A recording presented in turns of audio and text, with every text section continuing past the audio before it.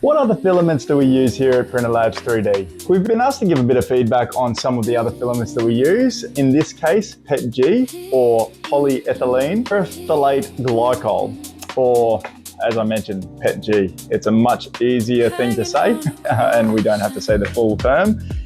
PETG has a lot of the similar characteristics as PLA, but it's often considered a mix between PLA and ABS in the form of it's easier to print, but the durability is quite a bit higher.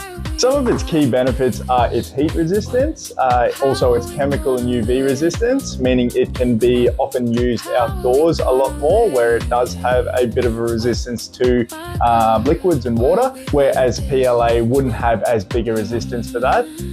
As I mentioned in a previous video, we often use PLA because you're not usually using it for functional items outdoor. We mainly design durable, but fun toys that can be used and utilized inside, which PLA absolutely has the characteristics to maintain that sort of quality. PETG also, by a lot of standards, can be used as food products.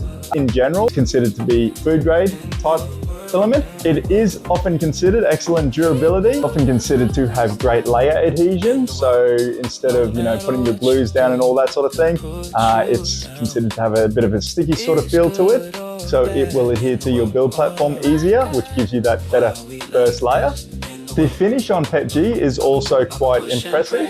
You can get a sort of a gloss to it, whereas with PLA you'll often get a matte finish unless you do have silk or different bits and pieces like that. PETG setup is very similar to PLA. The temperatures of the heat bed and the nozzle are only slightly different, but they can work in with each other. For instance, if you did have an AMS system where you are doing multiple colors at once, you can run PETG and PLA at the same time, whereas you couldn't run ABS and PETG at the same time. PETG comes in a big variety of colors, and it does come with some additives, whereas PLA has a lot more diversity with the additives, where you can look at getting sparkle type PLA, silk, transparent, glow in the dark, different luminous ones, carbon based. You can get a whole bunch of ones in PLA.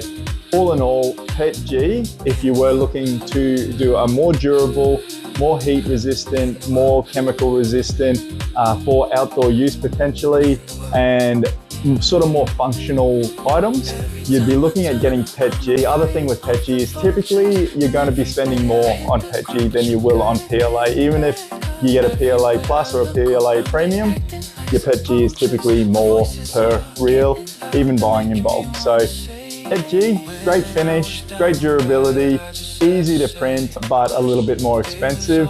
Whereas PLA, ABS, top of the line durability, whereas PLA is perfect for those sort of items that you might want to display, keep inside, or have small toys that you'd like to play with. So many different filaments you can use for so many different things, like glow in the dark, transparent, TPU for those springer things. What comparison would you like us to do next?